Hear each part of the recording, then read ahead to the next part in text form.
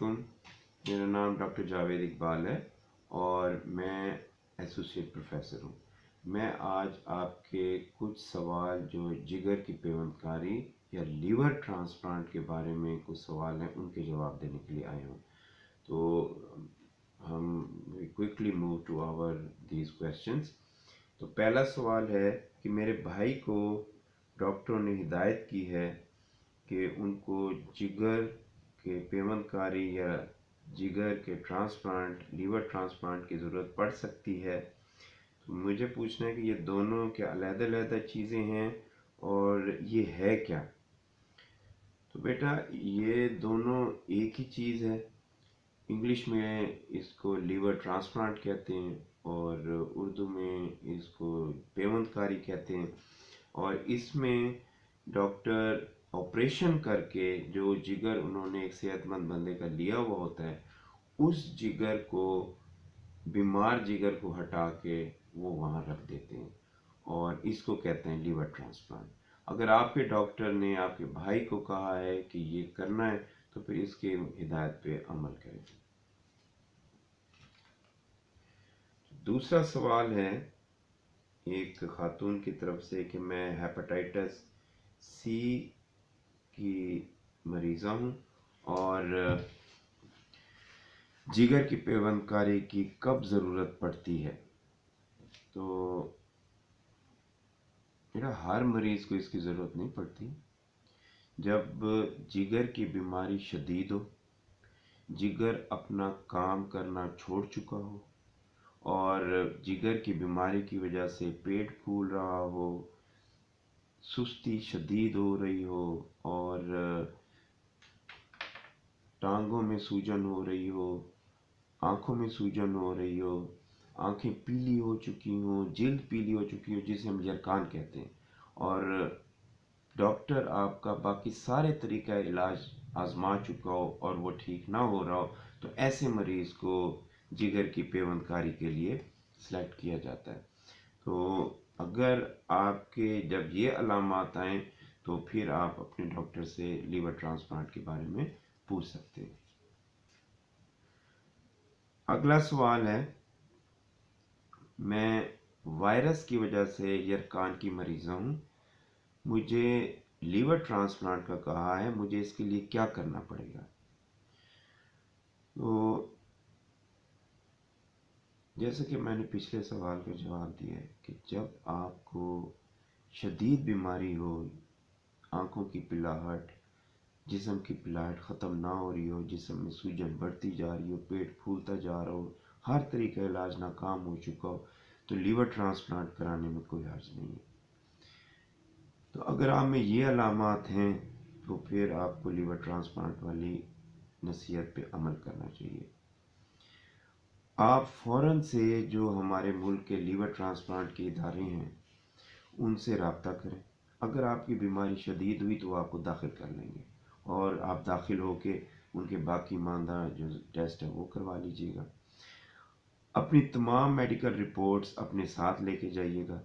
जिन doctor साहब ने आपको कहा है लीवर ट्रांसप्लांट का, उनकी तरफ से एक रेफरल लेटर भी ले लें और वो भी उन्हें दिखाइएगा। हिस्ट्री देने में, अपनी हकीकत देने में नहीं शर्माना। सिगरेट नोशी के बारे में बताएं, शराब नोशी के बारे में बताएं। अगर कोई ऐसी दवाइयाँ खाई हैं जिसकी वजह से कोई आपके जिस्म पे असरात पड़ रहे हैं या किसी भी बीमारी की दवाई खा रहे हैं, वो उनको आपने बताना, छुपाना नहीं है, क्योंकि वो उसके मुताबिक इस मेजर सर्जरी को प्लान करेंगे।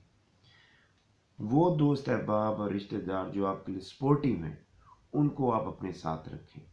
और एक और चीज़ का ध्यान रहे कि अगर आपको दिल की शदीद बीमारी है, अगर आपने इस कदर सिगरेट पी है कि आपका फेफड़ा ख़राब हो चुका है और आपने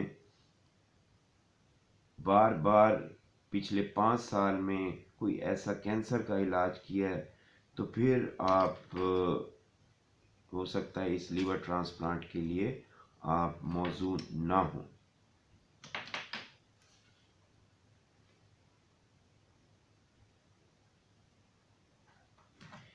अगर आपका ट्रांसप्लांट के लिए आपको ओके कर दिया जाता है तो आपको ज़हनी तौर पे तैयार होना चाहिए कि ये सिगरेट और और शराब नोशी हमेशा के लिए आपको छोड़नी होगी, और आपको लीवर ट्रांसप्लांट के लिए एंटी रिजेक्शन मेडिकेशंस वो खाने के लिए भी आपको ज़हनी तौर पे तैयार होना पड़ेगा।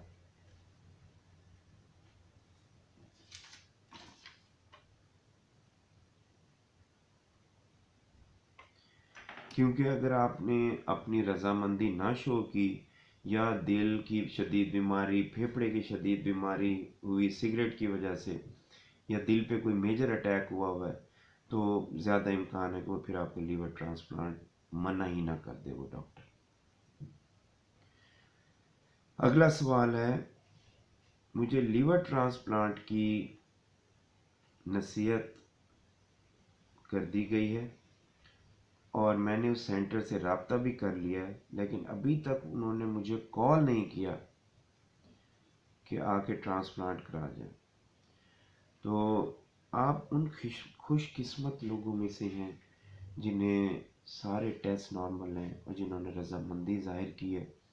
तो आप बिल्कुल ना घबराएं। अगर आपका नाम उनकी लिस्ट पे आ गया है तो आपने जो राब्ते नंबर दिए वो राब्ते नंबर ओपन रखें और उनकी कॉल का इंतज़ार करें, और जैसे ही आपका नंबर आएगा वो आपको कॉल कर लेंगे।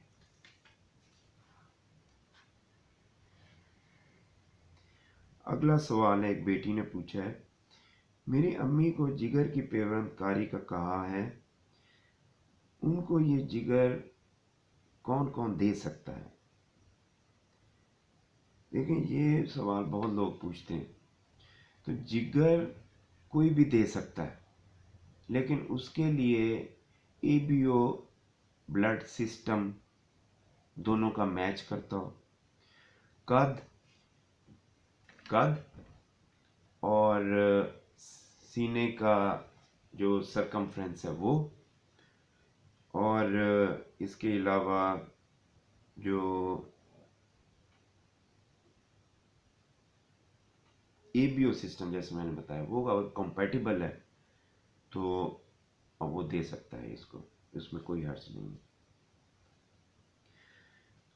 बाज़ औक़ात दुनिया भर में एमरजेंसी सूरत हाल में बग़ैर एबीओ सिस्टम की कंपैटिबिलिटी के भी वो लगा देते हैं ज़िंदगी बचाने के लिए फौरी तौर पे, लेकिन वो अमूमन कामयाब नहीं होते। तो इनका यही सवाल था, मज़ीद नहीं पूछा इन्होंने। अगला सवाल है,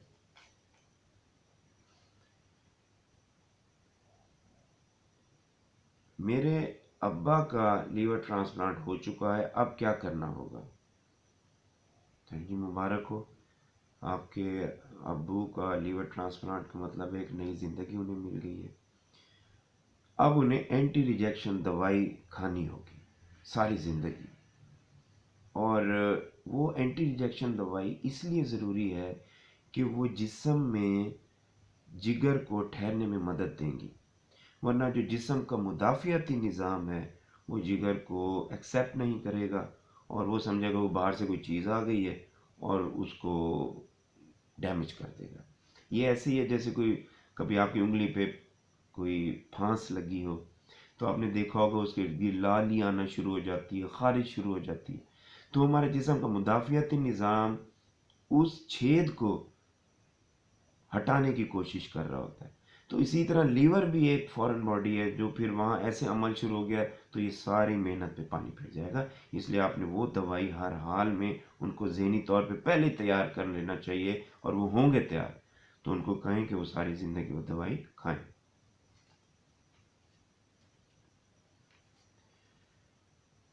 अगला सवाल है, एक भाई ने पूछा है, मेरी बहन को लीवर ट्रांसप्लांट का कहा है, क्या उसके बाद उसके सारे मसले हल हो जाएंगे? देखिए जी, फ्यूचर का तो अल्लाह को पता है, लेकिन अमूमन ऐसे मरीज़ों में ऐसा नहीं है कि this is the end of everything.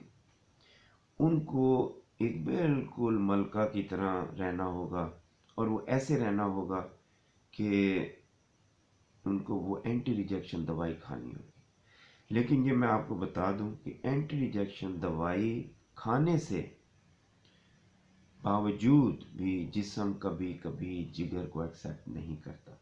तो आपको ज़हनी तौर पे तैयार होना चाहिए कि दवाई भी उस जिगर को रिजेक्ट होने से कभी कभी नहीं बचा पाती।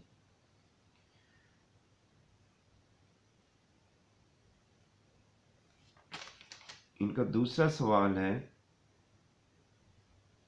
कि यही सवाल है इनका दूसरा कि ये जो दवाइयाँ हैं क्या ये सेफ होती हैं। तो इन दवाइयों के भी साइड इफ़ेक्ट होते हैं, और एक मेजर जो साइड इफ़ेक्ट है वो ये है कि इसकी वजह से वो इन्फेक्शन भी हो सकते हैं जो अमूमन नॉर्मल लोगों को नहीं होते। तो इन्फेक्शन के चांसेस बढ़ जाते हैं, और ज़ाहिर है लंबा अरसा खानी पड़ती है, तो लंबे अरसे बाद भी इस दवाई की वजह से जिस्म में कैंसर के इम्कानात होते हैं। लेकिन ज़ाहिर है फ़ायदे ज़्यादा हैं, तो ये चीज़ें जहन में रखनी होगी आपको। आखिरी सवाल है, क्या जिगर का अतिया देने वाले की सेहत पर बुरा असर पड़ता है? देखिए, अगर इंतखाब आपका सही है और जिगर देने वाला सेहतमंद है, तो फिर बेहोशी की दवाई के साइड इफ़ेक्ट और ऑपरेशन के दर्द के अलावा कोई मेजर मसला होने के इम्कानात नहीं है। जो जैसे आप सोच रहे हैं कि कहीं उनको मौत ना हो जाए या कोई शदीद बीमारी ना आ जाए, तो ये बिल्कुल आटे में नमक से भी कम इम्कान है इस हकीकत का। तो सेहतमंद डोनर, सही डोनर को कोई ख़तरा नहीं होता अमूमन। तो ये आज आप लोगों के सवाल थे। अल्लाह हम सब लोगों को